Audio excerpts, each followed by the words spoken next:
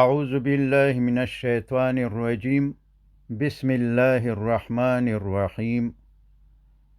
د قرآن کریم د ترجمې څوارلسم درس، سورة البقرة، څلوېښتم آیات. بسم الله الرحمن الرحيم. أتأمرون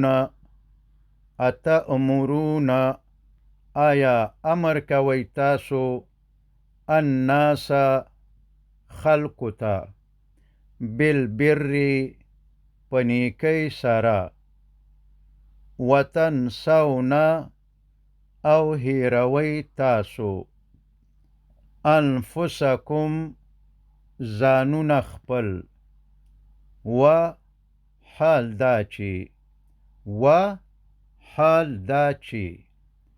انتم تاسو تتلون لولی الكتاب کتاب افلا تعقلون نو آیا تاسو عقل نلری، یعنی آیا تاسو د عقل نه کار ناخلی یا عقل نه استعمالوي. د یهودو بعض علما داسې وو چې نورو خلکو ته به ویلې چې اسلام ښه دین دی، خو په خپله دوی ایمان نه راوړو. دوی داسې فکر کولو چې مونږ خو حق خبره نه پټوو او خلکو ته سمه خبره کوو، نو دې ته به څه ضرورت وي چې مونږ په خپله هم پې عمل وکړو. ځکه چې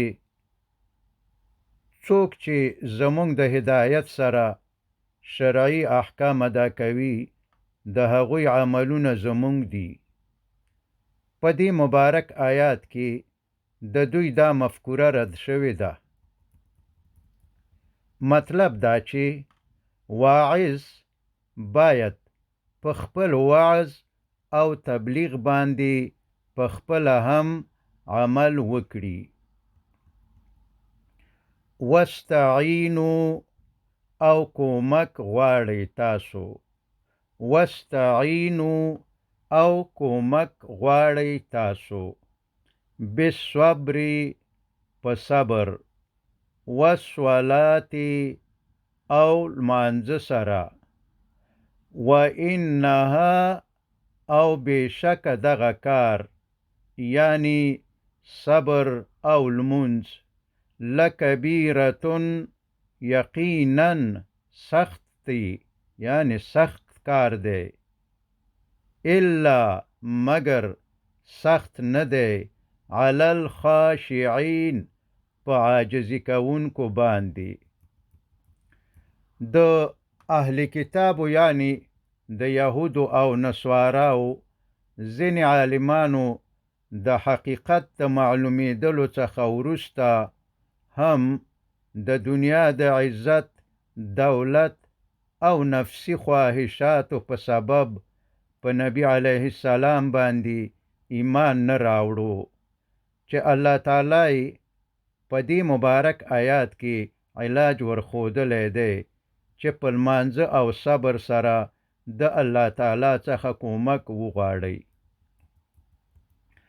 اوس هغه خلک چې صبر او لمونځ ورته سخت کار نه دی او عاجزي کوونکي دي، الذین دا عاجزي کوونکي، الذین هغه خلک دي، یظنون چې یقین کوي دوی، انهم چې بېشکه دوی ملاقو مخامخ کیدونکي دي، ربهم د رب خپل سره، یعنی په آخرت کې، وانهم او یقین کوي دوی چې بېشکه دوی الیه همد جل جلاله ته راجعون بیرته ورتلونکي دي.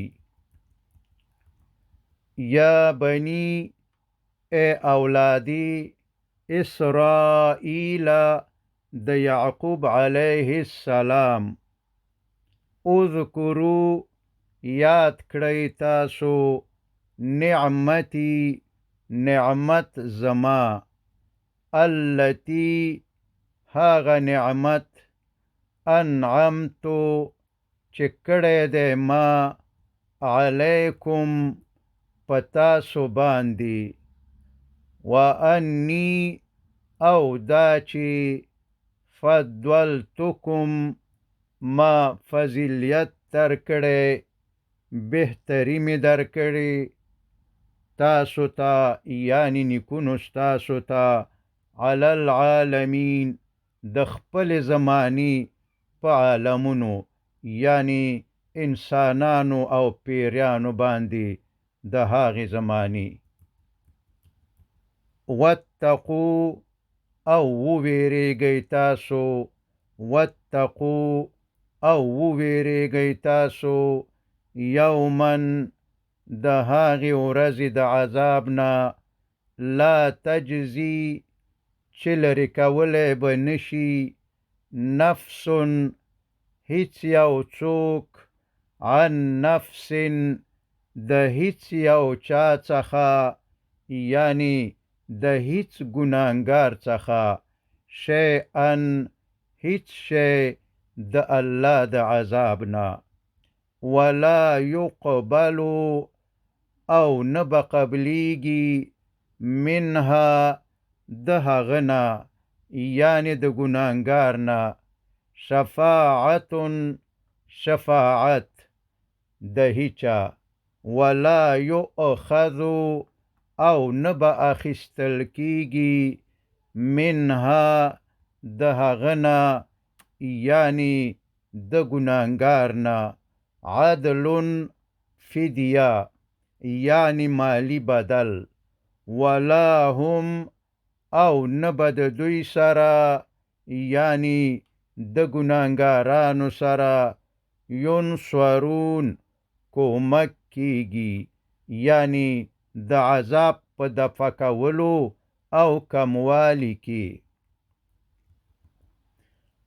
په دنیا کې که څوک په یو مصیبت کې گیر شي نو په دې طریقو چې یا د ضمانت یا د سفارش یا پیسو او یا د زور د لارې خلک د راخلاصولو کوشش کوي خو په آخرت کې چې گیر شي بیا دا یوه طریقه هم هلته نشته دی. هیڅ څوک نه د چا سفارش کولی شي نه یې په پیسو او نه یې په زور راخلاصولی شي. لکه چې یهودیان وایي چې زمونږ نیکونه پیغمبران دي او هغوی به زمونږ سفارش کوي او جنت ته به مو بیایي. یا نسوارا یعنی کرسچن چې وایي عیسی علیه السلام زمونږ د ګناهونو د پاره پدار شوی دی نو مونږ به جنت ته بیایي. یا بوتان والا فکر کوي چې بوتان به مونږ جنت ته بیایي. او یا ځینو خلکو په یو او بل نوم د بعضې خلکو په لمنو کې ځانونه اچولی دي او فکر کوي چې دوی به یې جنت ته بوزي. دا صرف خپلو ځانونو ته دوکه ورکول دي. هلته صرف د مؤمنانو شفاعت کیږي هغه هم د الله تعالی په حکم او اجازه سره.